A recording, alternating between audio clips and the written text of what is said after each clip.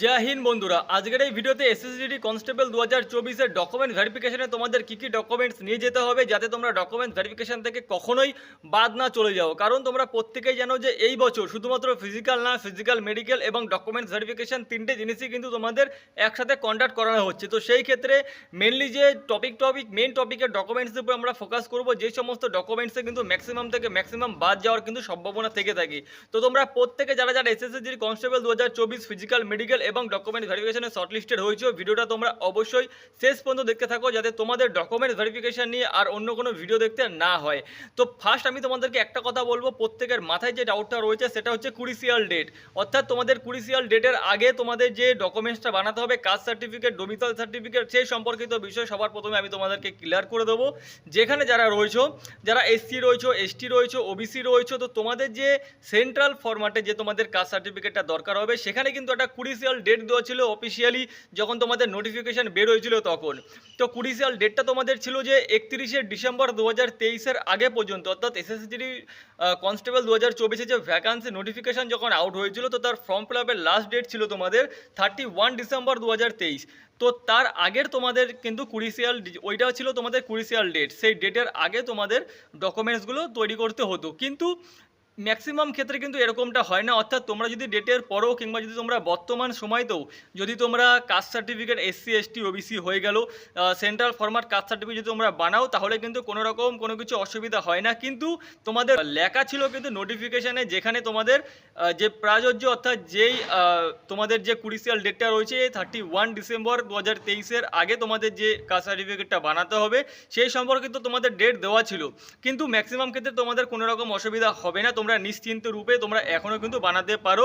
কিছু কিছু ক্ষেত্রে হয়তো সামান্য কিছু হতে পারে, ঠিক আছে, এটা মাথায় রাখবে, কিন্তু না হওয়ার চান্স কিন্তু সব থেকে বেশি। আর এতদিন পর্যন্ত যে সমস্ত রিক্রুটমেন্ট হয়েছে এসএসজিডি কনস্টেবল, এরকম কিন্তু কেউ কোনো সময় এই ক্রুশিয়াল ডেটের জন্য কিন্তু আটকে যায়নি। নেক্সট স্টেপ চলে আসলাম, অর্থাৎ তোমাদের যেটা রয়েছে যে কাস্ট সার্টিফিকেট, সেটা central format SC, ST, OBC কিন্তু তোমাদের দরকার হবে। আর ক্রুশিয়াল ডেটটা তোমাদের আশা করি ক্লিয়ার হয়ে গেছে। নেক্সট তোমাদের চলে আসলাম ডোমিসিয়াল। কিছু কিছু স্টেটে তোমার পিআরসি যাকে বলে, পার্মানেন্ট রেসিডেন্স সার্টিফিকেট, কিছু কিছু তোমাদের স্টেটের ক্ষেত্রে রয়েছে। আসাম স্টেটের ক্ষেত্রে যেরকম তোমাদের ডোমিসাইল হয় না, পিআরসি হয়, ঠিক আছে। তো ডোমিসাইল সার্টিফিকেট কি? ডোমিসাইল সার্টিফিকেট হচ্ছে তোমাদের বাসিন্দা প্রমাণিত পত্র, ঠিক আছে। তো তোমরা যেই সমস্ত স্টেট থেকে বিলং করো, সেই সমস্ত স্টেট কিন্তু তোমাদের ডোমিসাইল সার্টিফিকেট দেবে। আর যেই সমস্ত স্টেটে তোমাদের ডোমিসাইল নেই, সেই সমস্ত স্টেটে তোমাদের কি রয়েছে? PRC, permanent residence certificate. তো এটা কিন্তু তোমাদের স্টেট থেকে তোমরা পেয়ে যাবে। এইবার এই সার্টিফিকেটের উপর কিন্তু তোমাদের কোনো রকম ক্রুশিয়াল ডেট সম্পর্কিত কিন্তু বলে দেয়নি যে তোমাদের 31 ডিসেম্বর 2023-এর আগে তোমাদের এটা বানাতে হবে। তোমরা কিন্তু এটা এখনও বানাতে পারো। আর কাস্ট সার্টিফিকেটও তোমরা এখনও বানাতে পারো, যারা এখনও পর্যন্ত বানাওনি সেন্ট্রাল ফরম্যাটে। কোনো রকম কোনো কিছু অসুবিধা হবে না। ডাউট সবার প্রথমে ক্লিয়ার করে যাও, যাতে তুমি কোনো রকমভাবে নিজের ভিতরে আনকমফোর্টেবল মনে না করো যে তুমি কোথা থেকে বাদ চলে যাবে, তোমার ডেটের আগে হয়নি। তো সেই সমস্ত জিনিসপত্র কিন্তু তোমরা একদম মন থেকে হাঁটিয়ে দাও যে আমি সবসময় সব কিছু থেকে ফিট রয়েছি, ঠিক আছে। এবার তৃতীয় নম্বরে চলে আসবো তোমাদের আইডি কার্ড। আইডি কার্ডের মধ্যে আধার, প্যান, ভোটার আইডি কিংবা তোমাদের ড্রাইভিং লাইসেন্স হয়ে গেল, যে কোনো একটা তোমার আইডি কার্ড ওখানে শো করবে, ঠিক আছে। তোমরা ম্যাক্সিমাম জায়গাটা আধার কার্ডই শো করবে, তো আধার কার্ডটা তোমরা সাথে করে নিয়ে যাবে।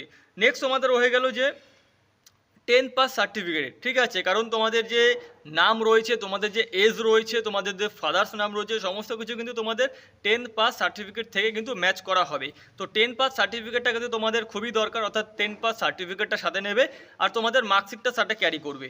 এটা হচ্ছে তোমাদের আরও একটা কিন্তু ইম্পর্টেন্ট ডকুমেন্টস, যেখানে তোমাদের বয়স এবং নামের স্পেলিং সমস্ত কিছু কিন্তু 10 পাস সার্টিফিকেট থেকেই তোমাদের চেক করা হবে।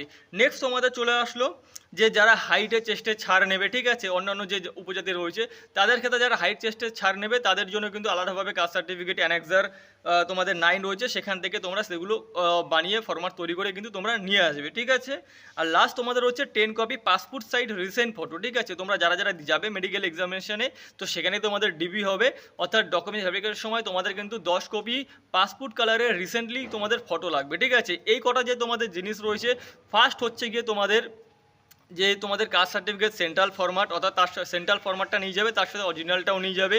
দ্বিতীয় নম্বর হয়ে গেল তোমাদের যে তোমাদের ডোমিসাইল কিংবা পিআরসি। তৃতীয় নম্বর হয়ে গেল তোমাদের মাধ্যমিকের সমস্ত ডকুমেন্টস। চতুর্থ নম্বর হয়ে গেল তোমাদের আইডি কার্ড। আর তোমাদের 5 নম্বর হয়ে গেল 10 পাস সার্টিফিকেট। আর যারা যে সমস্ত ক্যাটাগরি থেকে বিলং করছো, যারা হাইট টেস্টে ছাড় নেবে, যারা এক্স সার্ভিসম্যান রয়েছে, তো তারা তাদের সমস্ত যে ডকুমেন্টসগুলো রয়েছে সেগুলো সাথে করে ক্যারি করবে। এগুলো হচ্ছে মেন ডকুমেন্টস। দেখো, ডকুমেন্টস ভেরিফিকেশন নিয়ে অত ভয় পেও না, একটা ছোট্ট চার্টের মধ্যে তোমাদের ডকুমেন্টস চলে আসে, ঠিক আছে? এরকম না যে তোমাদের এত বড় তোমাদের চার্ট লাগবে। ডকুমেন্টস ভেরিফিকেশন এত ভয় পেও না। ডকুমেন্টস ভেরিফিকেশন তোমার সব কিছু ঠিক থাকলে তুমি কিন্তু একদম নর্মালি হবে। আর বিশেষ করে একটা কথা ধ্যান দাও, যারা বহিরাগত ক্যান্ডিডেট রয়েছে, যারা অন্যান্য স্টেট থেকে বিলং করে এতদিন পর্যন্ত পশ্চিমবঙ্গের যে ভ্যাকান্সি কোটা খাচ্ছিল, তারা কিন্তু এবার পারবে না। কারণ এবার এসএসসি একদম ডাইরেক্টলি বেশ কয়েক মাস আগে একদম নোটিফিকেশন অফিসিয়ালি বলে দিয়েছে যে তোমাদের ডোমিসাইল আর তোমাদের কাস্ট সার্টিফিকেট, ডোমিসাইল আর কাস্ট সার্টিফিকেট একই ক্যান্ডিডেটের একই স্টেট থেকে কিন্তু সেটা তোমাদের প্রযোজ্য হবে, ঠিক আছে? যেই স্টেট থেকে সে বিলং করছে সেই স্টেটেরই তাদের কাস্ট সার্টিফিকেট লাগবে। অর্থাৎ ডোমিসাইল আর কাস্ট সার্টিফিকেট তোমাদের একই স্টেটের লাগবে। মাধ্যমিক পাস সার্টিফিকেট অন্য স্টেটের হলেও হবে, কারণ তাদের প্যারেন্টস কিংবা সে হয়তো অন্য কোথাও পড়াশোনা করে, অন্য কোনো স্টেটে পড়াশোনা করে, সেখান থেকে সে মাধ্যমিক পাস করেছে। এটা হচ্ছে মেন কথা। অর্থাৎ বহিরাগত ক্যান্ডিডেট এবার কোনো রকম কোনো কিছু ডকুমেন্ট ভেরিফিকেশনের জায়গা নেই, তারা কিন্তু তুরন্ত ওখান থেকে আউট হয়ে যাবে। আশা করি সমস্ত কিছু বুঝতে পেরেছো ডকুমেন্টস ভেরিফিকেশানে, আর তোমাদের কোনো কিছু প্রবলেম নেই। আর ফিজিক্যাল টেস্টের সময় যখন তোমরা গেট থেকে এন্ট্রি করবে, তখন তোমাদের এত কিছু ডকুমেন্টস লাগবে না। শুধু ফিজিক্যালে যে তোমাদের অ্যাডমিট কার্ডটা রয়েছে আর আইডি প্রুফটা, ঠিক আছে? অ্যাডমিট কার্ড আর আইডি প্রুফ তোমরা ওখানে শো করলে তোমাদের কিন্তু এন্ট্রি করতে দেবে। সমস্ত কিছু তোমাদের ডকুমেন্টস ভেরিফিকেশন নিয়ে ক্লিয়ার হয়ে গেছে।